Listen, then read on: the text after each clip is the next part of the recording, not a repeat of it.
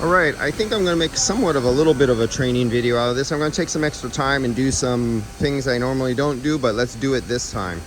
I'm gonna fill this halfway with refrigerant. This is YF refrigerant. 500 grams on the Subaru is needed. It's a 2022, maybe Forester. And so let me turn off, let's see, I don't need the low side open, but I do need the high side open because I'm gonna put liquid in the high side. So let's open the high side, and as you can see, oh, let me get over here and explain microns to you. So you can see we're between 150 and 180 microns constantly. We're way down there. You see the jumping, that's moisture bubbling out, old refrigerant trapped deep impregnated, or not impregnated, but like carbonation inside Coca-Cola, bursting out within the system. If I leave this vacuum pump overnight, it'll become a steady line. Now you see it just dropped right here. That's because I just closed off. I have the low side closed off, I have the high side, and I'm only drawing vacuum from the center of the manifold where the micron sensor is located. So you see it took a big drop and we're all the way down to 63 microns. Can you read that? 63 microns right there. 64. So now I'm gonna open up the high side. You're gonna see that jump up again. We're only gonna put in 250 grams, same old condenser. Okay, so that's open. It's ready to put in liquid. You see it jump up here, and then you see it come back down. It's starting to steady out, and it'll come all the way back eventually right to here again, to just above 150 microns. So let's go put 250 grams into this system. So let's get the field piece, SR74 Bluetooth scale. It's wireless Bluetooth. This is where you read. Let's turn this on. It'll find a signal. It'll grab the signal. There we go. Let's zero it out. Let's test it. Put a little bottle of Nylog on there. 30 grams. Take it off. Zero. We're good to go. Don't bump it. Don't move the car, because if anything you can mess up your scale reading. We want 250 grams. Let me get this somewhere over here where we could read this. Okay, we could see it right there. Let's turn off the vacuum. Okay, now the vacuum's off and it'll shoot up. This has been open to the atmosphere for the last week. See that? It'll steady out. It'll eventually plateau off.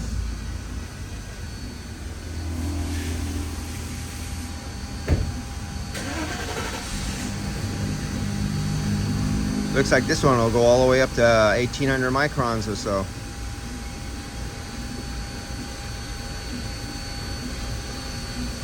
Now I've already had it on here for an hour, and I just set up everything for video right now. Okay, we're approaching 1800. Am I right or am I wrong? Will it go up to 2000? I'm trying to wait for its plateau. That guy's going up pretty damn high, fast. I know there's no leak in the system.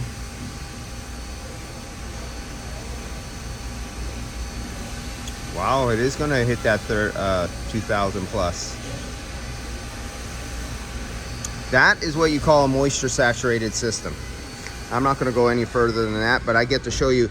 You would normally, now when these systems are left open to the air and they absorb this much moisture,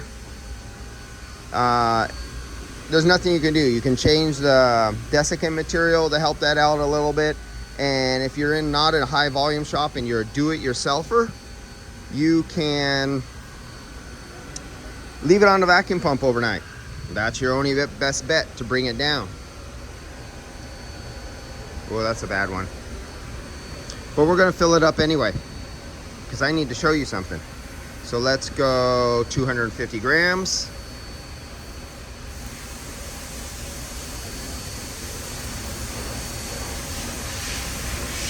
It's going in the high side. Okay, turn it off right there.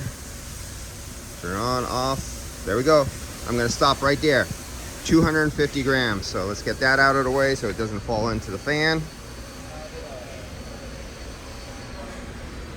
And this is real world. Let's see, this is not gonna fall anywhere, but I'll get it off there anyway. I'm gonna skip some procedures just because I want to do this part of the video. I want to dwell on superheat and subcooling. So right now for the subcooling, I have it taken off right after the condenser, after the subcooling lines. Everybody is supposed to know how a micro channel works and that they actually have a channel of a few rows that is dedicated to subcooling. If they don't know that, it's something you have to learn. We do have an internal heat exchanger, so I'm taking the superheat out of the expansion valve, out of the coil right there, so I could take the superheat because it'll be messed up. There is a math formula to figure out how to get your superheat to compensate for this, but I'm not going into that right now. We're going to take it right here before the internal heat exchanger. So you can see our ambient temperature is 70 degrees. This is our outdoor bulb temperature. This is our suction line temperature. This is our liquid line temperature.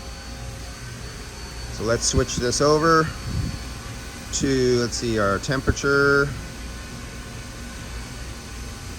71 degrees. See how I have the temperature sensor right there? 72 degrees is the temperature sensor inside the vehicle right now. Let's start data logging that. Take a second and it'll just, so you can see right there. There comes the lines right there. That's the temperature of those right now. Let's start data logging the pressures. There you go. They're just starting right now. Let's make sure my high side is off. I somewhat have my hook latched onto there so it doesn't mess up. I know I shut it off at 250 grams because I'm doing this charge halfway. If I disturb something, I know I have 250 grams and I could zero it out. If I bump something, the car moves or it shifts. I have the 250 gram mark. Salvador, you can start her up. Do it. We got coolant in the system. We're gonna check. This is the first time this is being started up after a bunch of stuff was disconnected. So we wanna make sure that everything is okay. No coolant leaks, no other leaks, no vibrations, none of my little cords down in the fan. That always makes for good video when I do that, which you have seen in the past because I left it in. Oh, let's see our startup refrigerant side. Yeah, that's refrigerant. Our pressure there. Turn on the AC. Oh, it's already on.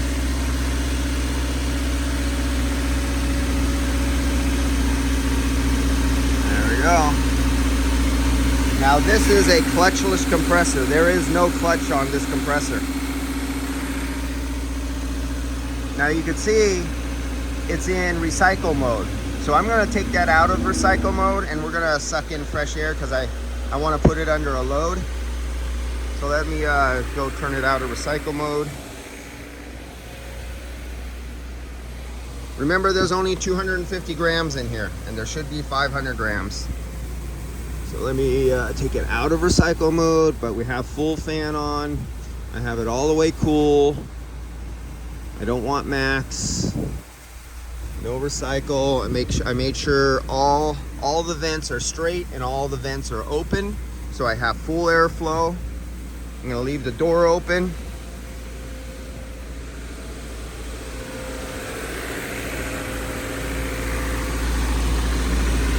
We're gonna wait for this to stabilize. Oh, you can see that it's open right now. That little curtain, that little thing went, and you can see the filter. You see the filter right there? Oh, I'm gonna be able to do some good restrictive airflow over the evaporator to show you what happens to superheat and subcooling with, especially superheat, if I simulate a plugged up air filter, cabin air filter. I'll do that because that's one of the reasons I wanted to use this vehicle as a guinea pig for you guys to show you what happens. So where are we at here? We're at 137 psi. The idle's still high because the engine is cold. 19 psi on the low side. Superheat, subcooling. The engine's going down.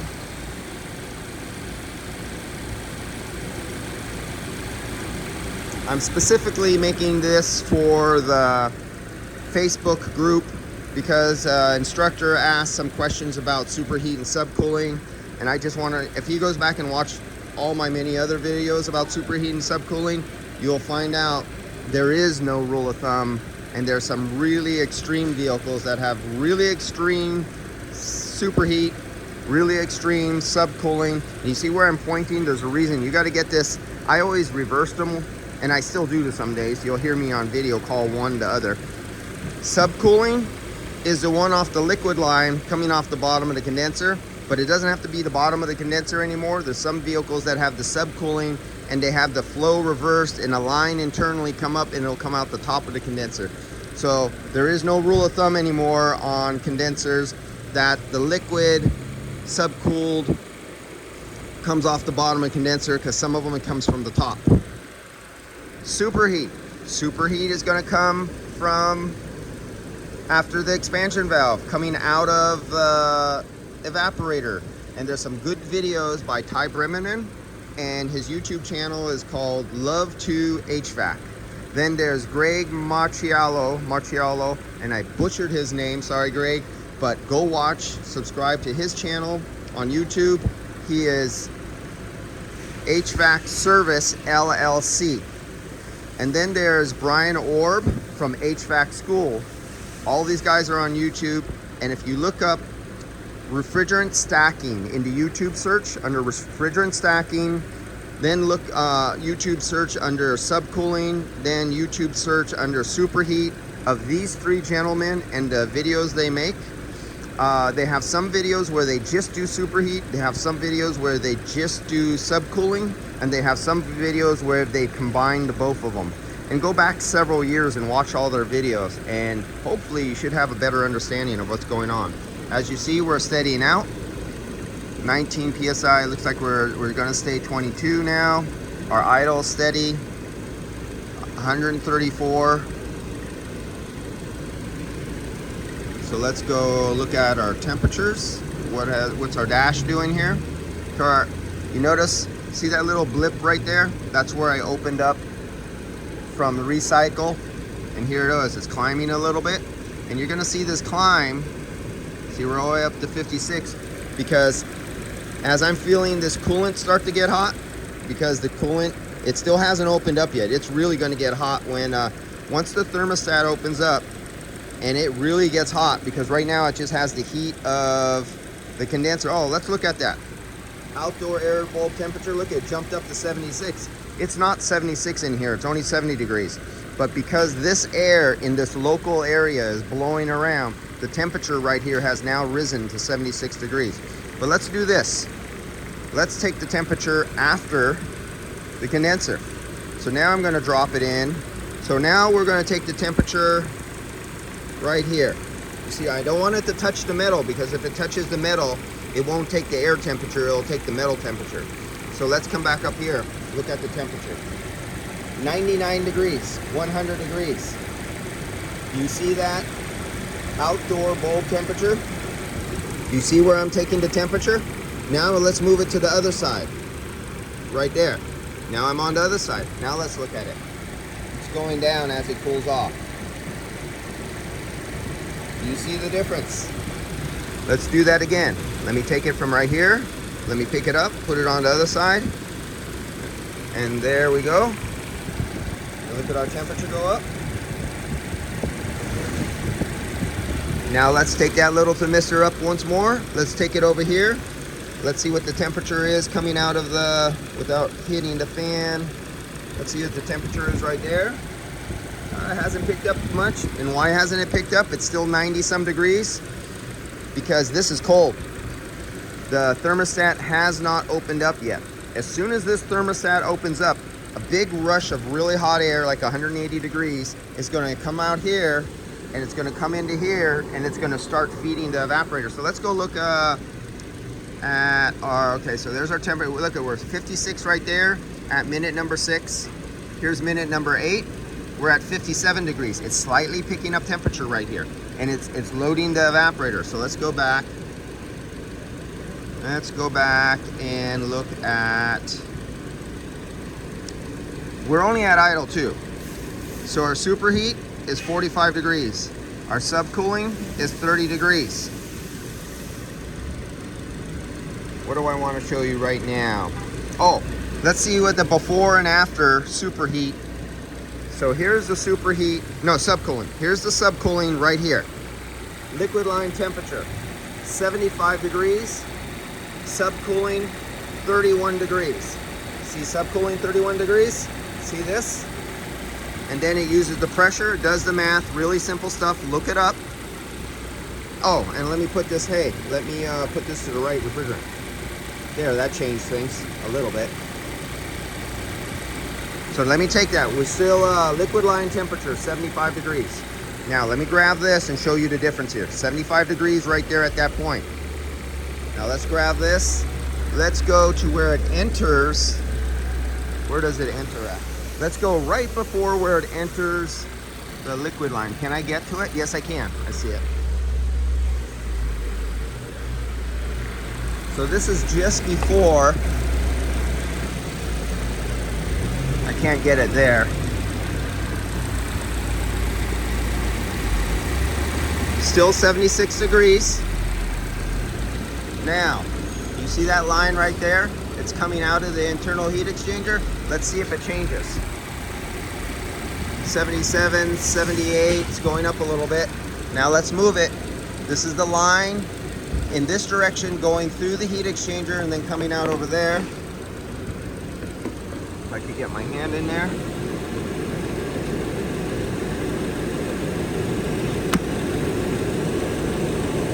There we go. So now I'm taking the temperature of the liquid after. Remember, we only have half the refrigerant charge in here. We have 250 grams. We're 85 degrees. We picked up. We went up. Look at our superheat. Superheat is using that right there. See the temperature section line? See our superheat? 250 grams are in the system. We have to keep note of this. Now, look at our subcooling. Now I'm going to take that back and I'm going to move it back here. Now what's really going to throw this test off, and I don't have time to do all this, I don't have to, when that thermostat opens up and releases the refrigerant, when it releases the coolant, that hot air is going to go directly over there and it's going to kind of screw our numbers up. Let me see, did it get hot yet? No, it's not hot yet. So let's look at this. So we're coming, our low side pressure 23, 22, 24, 25. Our high side pressure 133, 141, 131, 138, staying right around there. Let's go back to our temperature again. We got 60 degrees coming out of there. But remember, we have 250 grams. I'm just showing you on this model. There are cars that I have done with half of the refrigerant charge. It comes out at 39 degrees out of the dash with 50% of the refrigerant charge. We're up to 60 degrees. This air temperature is picking up. Look at this air temperature. We're up at the 80 degrees right now. 85 degrees. So at this point right here, where it's sucking in over the filter, it's now 85 degrees. We started out at 70 degrees or 72 degrees. We're moving up. So I'm gonna drop in the other 250 grams and look at here, I'm right here, 91 degrees. Now I'm gonna put this back out here in front without touching it, because I don't want the direct contact, I just want the air temperature. Oh, we're pretty hot up here. So this hot air, it's rolling around like this. The hot air is rolling over here and heating this up because it's only 70 degrees out here right now. So let's drop in the other 250 grams. And I bumped something. So let's zero this out and put in 250 grams. Boom, we zeroed it out. Let's make sure everything is working good. We should be 30, or we're 40. Take it off. It must zero. So we're zero. Let's put in 250 grams. So I'm going to slowly put in 250 grams. I am close. Open a little bit. Okay, now I am very close to the compressor. I don't want to dump a lot in there, just a little bit. So let's start dumping. Did we open up? Yep, there we go. We just opened up our thermostat. That's really going to throw things off. Look at our, okay, now hotter air is coming out of here because our thermostat's opening. It didn't open all the way, but it's opening. So this hotter air is affecting that temperature over there. That's going to affect the superheat. Subcooling. Look at the subcooling. We're up to 73. And where is my subcooling? Did I put it back? Where's my subcooling? Oh, what the hell did I do? This is what I did wrong. Look what I did. I put my subcooling clamp, my LOSA clamp, on the liquid line. No wonder it was 70 degrees. Let's get back over there. I am being retarded. Okay, paying attention to making video. I'm not paying attention to what I'm doing. Let's get back over here. Now, what's going to affect my temperatures is this hot air blowing on my sensors will eventually heat up the plastic. If it's hot enough, and if there was a exhaust manifold right here, the radiant heat can heat my sensors up so hot, it'll actually affect the temperature sensors. You got to know that. And if you're going to take precise measurements, you wrap those with some rags so no air can get in, and then you put aluminum foil with the reflective side facing outwards if you have something hot like exhaust pipes or exhaust manifolds. All right, so let's see where we're at. Our superheat is 51. Here's our pressures. Okay, thank you. So let's put in another 250 grams. I don't have time. I wanted to do like 100 grams and then another 100 grams and then 50 grams, but I'll let some of you guys out there experiment and do that. Let's put in another 250. We are at 0. We're open here. Let's go a little bit. Boom. A little bit went in. I stopped. A little less, around an ounce. Waiting for that to go down. There we go. I'll go again. Just doing a little shot at a time because it's liquid, but it turns into vapor. As soon as I squirt it, it's flashing, and it's turning into vapor inside my hose, even before it goes through the restriction of the valve in here. A little at a time.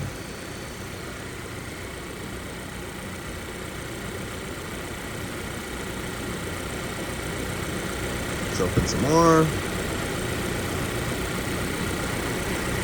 Because my hose is room temperature. The refrigerant is flashing out of here, going into an open volume of a larger volume of the inside of this manifold, which is like a large large suction line, and it's actually flashing off and starting to turn into vapor as it makes its journey into the compressor. Open it some more.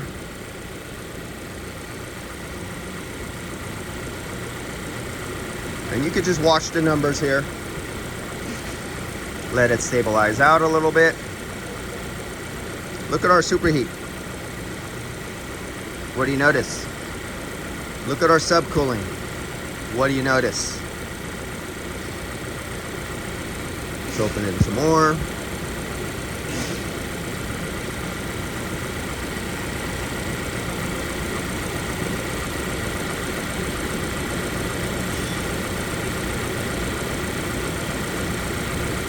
Now, I should be inside, maybe raising RPMs a little bit, holding it steady, putting a pedal thing on it, get out here and put a large blower outside, blowing air over the front of the car to keep the air movement, to stop this rollback. So there's a constant push of air under the car and over the car to keep the air flowing in this direction. And if you really want to do it right, you do it with the hood closed and you use your Bluetooth transducers, because you don't want an open hood with this hot engine heat that's going to be 150 degrees sucking through the fresh air take, messing up your readings, because that'll be overloading it, because that'll be way more heat. Even in Arizona or Utah, you don't get 150 degree heat going down to your evaporator. So that throws off your readings. If you don't know that's happening, you're making your own problems and giving yourself your own false readings. I've seen guys make a lot of measurements, and I watch them with their hood open, and I know it's on a car, and we got like 180 degree, 200 degree air being sucked right down into the evaporator, and they go, why is my high side so high? Geez, I wonder why. All right, let me get a little more in there. Boom, boom. That's it. We just put in our other 250. We now have 500 grams in the system. Now let's take a look, and we also have the thermostat opening up. That will skew some of our numbers before. Oh yeah, now it's really open. Now we're 180 degrees or so. So let's come back up here. Our air measured at this point right here, going into the evaporator, is 89 degrees. Just hit 90 degrees. Because as this gets hotter and it's heating up our coolant, we're having hotter air being mixed with the cold air out here at 70 degrees is mixing with, let's see what the temperature of that air is. Let's grab this. So right here, we're 75 degrees right there. So now I'm gonna pick up this little bead right there and I'm gonna put it on the other side. So let's put it on the other side at about the same height right there. We're 114 degrees, 116 degrees. Do you see where I'm located? Now let's get on the other side, see what our air is. Where are we at? Right there. So now we're taking the temperature of the air coming out of there. It's not that hot. It's 140 degrees. Not hot at all. That's not too bad. It's not a hot summer day. I'm curious. Can I do this? Let me touch that hose. See what I'm doing?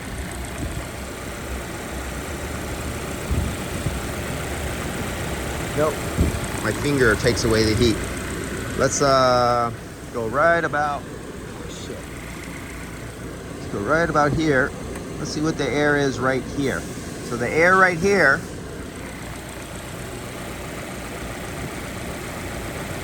(100 degrees at this point right here. This would be your hood open, and you're taking measurements. Now let's see what the air is here. See, the air coming right here is the air flowing from, I can feel how hot it is. It's the air flowing right across that little bead at this point. But the air at this location is sucking air from here. This air out here is 70 degrees, 80 degrees around. So it's sucking in, air is being sucked in like this. It's being sucked in like this. This 100-degree air is being sucked like this. It's mixing and it's dropping, it's mixing and it's getting a mixed temperature. And that is 96 degrees. Let's see if we could get it farther back there. Let's get it right there. Now we're down in the filter, 97 degrees, so it's almost equal. We got really hot air. So now it's a 100-degree day going over the evaporator, but it's only 70 degrees out here. Now, if you want to make it like a 100-degree day, you go get a bullet propane heater or kerosene heater.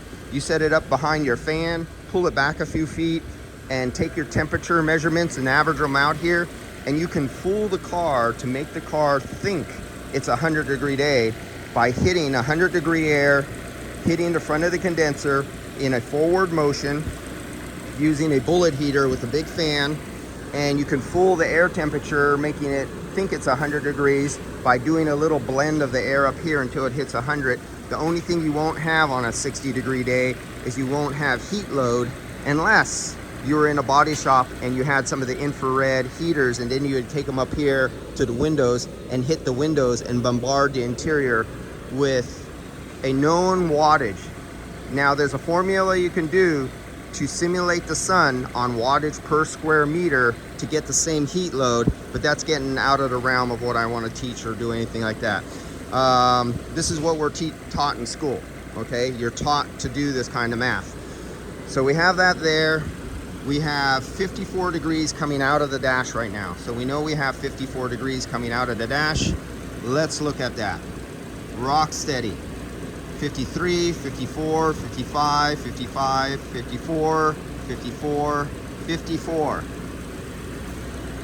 Let's go with it back to the pressures. We're at 190 PSI, and that's with 100 degree, almost 100 degree air going in there, 97 degree air going in. Let's look at the pressure, high side pressure, 186, 188, 181, 179, 190. Low side pressure, 34, 35, 34, 34, 35. Okay. Where's our superheat? We're at 25 degrees superheat, 10 degrees subcooling. That's this vehicle. That's not that vehicle. That's not that vehicle. They might be totally different. Let's go behind a driver's wheel and give this thing a little few RPMs. And let's put it on recycle too. Let's do a little, first before we put it on a recycle, we will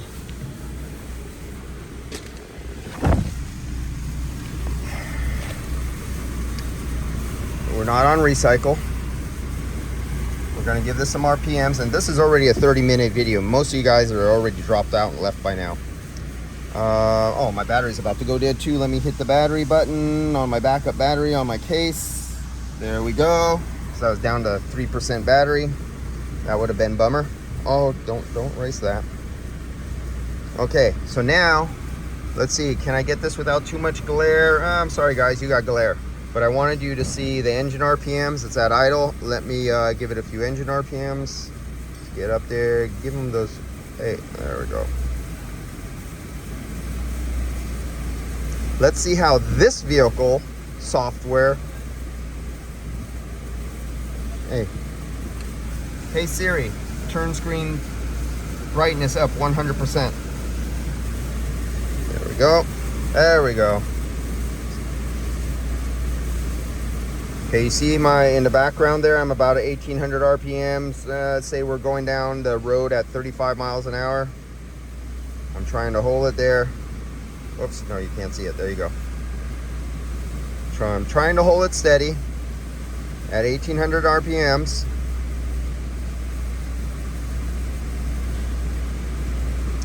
And you can see our pressure went down a little bit, but will it stabilize? Now you notice I've done this with other cars and it doesn't move at all. I give it 1800 RPMs or 2000 RPMs and it might get a little hiccup and it goes flat. Some cars stay flat on the low side, flat on the high side. Some will just do one, some will do the other, some will do both, some will do nothing. It all depends on the manufacturer, the ambient conditions, and what the software tells it to do. Not what the circle jerk off guys do with cans, trying to squirt in more refrigerant until they hit some imaginary fairy tale make-believe number. So you see, am I up there? We're still holding there.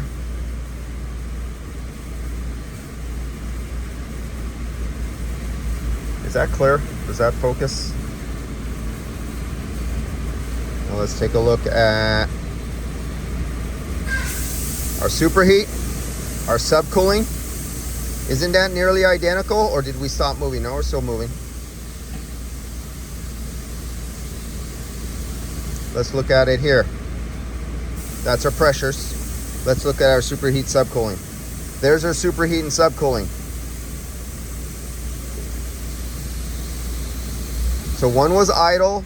This is 1800 RPMs. Now this will all be different if I put the Bluetooth transducers on the fittings out there and I take all these and I drive down the road. All this will be wrong. All this will be different, totally different, way different. And I've made videos on that. Our air supply over here was idle, 56, 55, 55, and you could see right when I hit the throttle, when I went to 2000 RPMs, it drops. 50, 50, 51, 50, 51. You could see that we still have the hot air coming from outside. Now I'm going to turn on, what's the name of that? Oh, I know what I can do. Let's simulate a restrictive filter. So let me put a little piece of plastic or something. What is this? This is some of that wrapping material. So you see this? Air can go through this. This is a porous material, but it'll give us some restriction.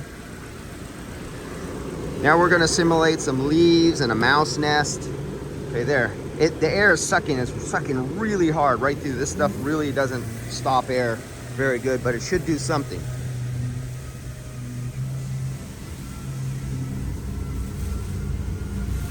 Let's go look at the superheat and subcooling. Where do we go?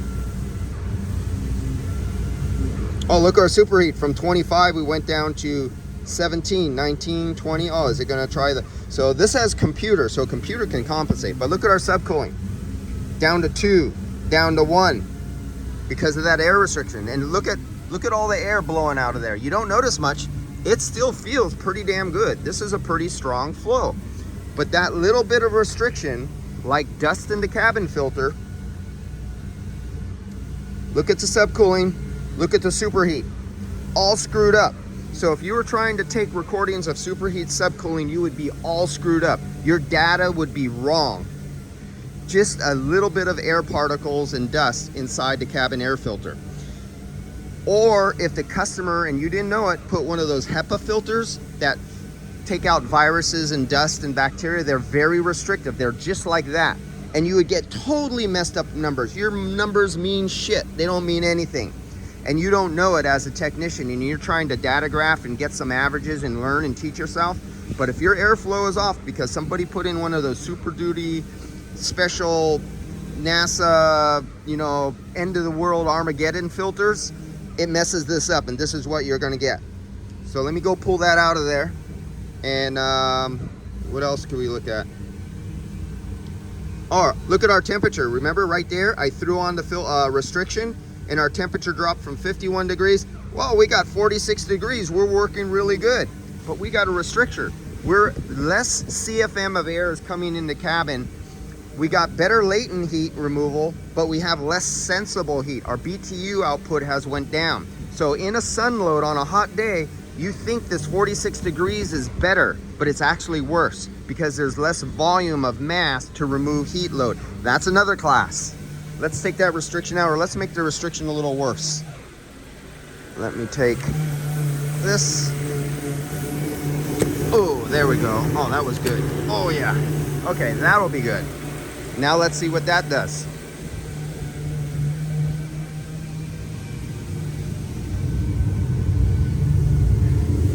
Okay, I still have airflow, and you can see a little bit right there, but it's just not that good anymore. And did I just lose my, why did this seem like it stopped? I still have data here. What do we do? Oh yeah, look at this. Our temp, our superheat subcooling. Look what our superheat and subcooling did now. Let's go back to pressures. Let me see if our, I think we might have timed out. No, we didn't time out. Look at our pressure. Pretty, even with that load off of there, we're at almost 150 PSI on the high side, almost 30. It doesn't tell you there's a problem. It's that restricted. And looking at here, on some cars, this would be considered normal. But look at our subcooling. Look at our superheat. All right. So let me take that restriction out of there,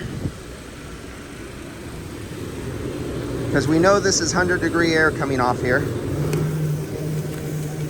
Let's take that restriction out of there. And you can see how see-through this is. Air goes right through this. It's more like a filter material.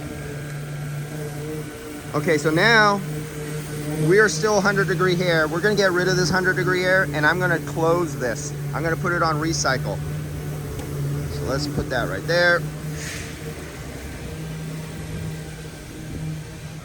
This is probably one of the longest videos I've ever made. But I wanna do this for the instructor who's gonna teach a class. Let's come back here. And why did I lose my high side? Look at this, my high side is missing. The hell? Well, there's our high side. We went back up to 100. Remember, we're 149. And I'm putting load over the evaporator. Look at the high side. All that caused by a filter being plugged. But our low side almost didn't move at all. We were at 29 or 30. Oh, 4 PSI difference. Whoopie-doo. Our subcooling is going back up slowly as it's getting loaded. Now the refrigerant is in a different location in the vehicle at an unnormal concentration, and it has to stabilize. This is why in commercial they say every time you add refrigerant or make a change, wait 10 minutes for the refrigerant to stabilize. But I'm gonna put this on recycle. I'm gonna put it on max. And we're gonna follow that. Look at our superheat, look at our subcooling, and we're at idle. Let me take it off idle. Let me go back up to the 1800 RPMs. Okay, oh, come on, foot, stabilize, right. Stabilize, come on, foot. Just under 2000 RPMs. There we go. Look at our subcooling. Look at our superheat. And I still didn't get my pressures back. Look at our temperature went back up to 52 degrees.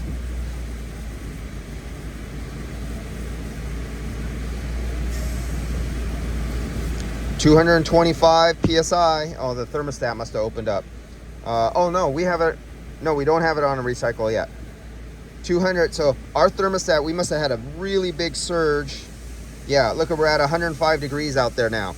So our thermostat opened up wide. Now our engine's hot. We just fed hotter air in there, and that's why this high side pressure just went up more. And we're still just under 2000 RPMs. Now let's see if I could get all this in and go right there. Okay, can you see all this? Is that kind of clear? And I'm gonna hit the maximum button there. Now it's gonna close off that 105 degree air, and we're gonna recycle the air inside the cabin. We're still at just under 2000 RPMs, 1800 RPMs. Let me close this door. Oh, my foot fell off a little bit. Let's get up there. Let me close this window. We're now going to recycle air in this cabin at 1800 RPMs. Let's see if I can focus back down here. Focus. There we go. And look at that. We got flow. Now, let's see, we're at about 1800 RPMs, 1700 RPMs. Let's look at our graft. I'm gonna back out of here so I could re-graft all this. Something happened to my high side, so we gotta back out, come back in. Look at our temperature, 43 degrees. Because we're not taking in 105 degree air from the engine compartment, being sucked down to fresh air and loading up the evaporator. We can now drop to 43 degrees in recycle. Let's start grafting, and I'm still holding it at roughly 1800 RPMs. There we are, 41 degrees. Now, you see it drop back down to 95 degrees, but I know it's 105 degrees. But air is not being sucked down over that temperature sensor, pulling hot air in. It's just naturally just rising now. You see it's even going down, but it's not going down. It's actually going up, but it's just not being pulled over the sensor anymore because recycle mode is on. We're still at 1800 RPMs. Let's go to pressure again. Look at our subcooling. Something really funky is going on there. Supposedly we cannot have negative subcooling, but on this car, under these conditions, under this ambient temperature, the sun load sensor has no load on it. The ambient air temperature sensor says it go under these conditions. Right now, this one is actually going into a negative subcooling. That, in theory, what you're taught by all the professionals and the educators, you cannot have a negative subcooling, but it is. Oh, let's graft. Suction, liquid, refrigerant side. This is your pressures. 27 PSI, 151 PSI, and dropping. It's probably going to go up and down, up and down. That's this vehicle, not other vehicles. This vehicle operates like this. That's why I say there's no rule of thumb.